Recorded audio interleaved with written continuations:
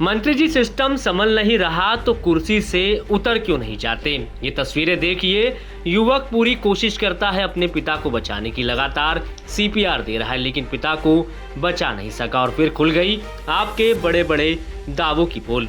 ये मौत एक पिता के साथ साथ पूरे सिस्टम की है। सरकारी मंचों से बेहतर स्वास्थ्य सेवाओं के बड़े बड़े दावे किए जाते हैं, लेकिन छतरपुर जिले की एक दर्दनाक घटना ने इन दावों की हकीकत को उजागर कर दिया है। तालगांव के रहने वाले 65 साल के जगदीश विश्वकर्मा की मौत बीमारी से कम और व्यवस्था की देरी से ज्यादा सवालों की घेरे में आ गई है।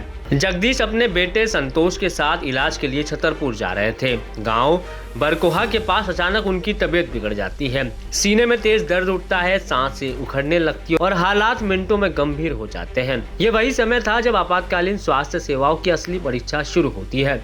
बेटे ने तुरंत एम्बुलेंस सेवा को फोन मिलाया। फोन पर मदद का भरोसा मिला, लेकिन जमीन पर कोई मदद नहीं पहुंची। मिनट दर मिनट गुजरता रहा, पिता की हालत बिगड़ती रही और एम्बुलेंस का इंतजार उम्मीद से डर में बदलता गया।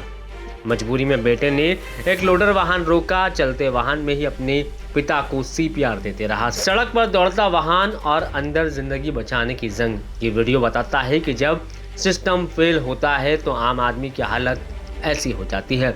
इधर अस्पताल पहुंचने से पहले ही जगदीश विश्वकर्मा ने दम तोड़ दिया। एक बेटे की आंखों के सामने पिता की सांसें थम गई और साथ ही टूट गया उस व्यवस्था पर भरोसा जो हर संकट में साथ देने का दावा करती है। सबसे बड़ा सवाल यही है कि जब सरकार बेहतर स्वास्थ्य सेवाओं के दावे करती है तो आपात स्थिति में एम्बुलेंस समय पर क्यों नहीं पहुंचती? क्या ग्रामीण इलाकों में रहने वाले लोगों की जिंदगी की कीमत कम है? क्या सिस्टम सिर्फ आंकड़ों और रिपोर्टों तक सीमित रह गया? घटना के बाद स्थानीय लोगों में भारी आक्रोश है। लोगों का कहना है कि अगर समय पर एम्बुलेंस पहुंच जाती तो शायद एक परिवार उजड़ने से बच जाता।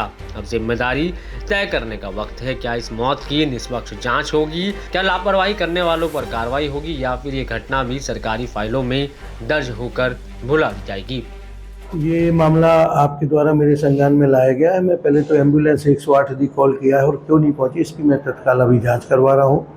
और वो मुझे बहुत अफसोस है कि उसकी डेथ भी हो गई। सीपीआर के बावजूद भी नहीं बच पाया, क्योंकि सीपीआर अगर इस तरह के हार्ट अटैक केस में हम उसको शुरू कर देते हैं तो उसमें जान बचने की बहुत चांसेस रहते हैं।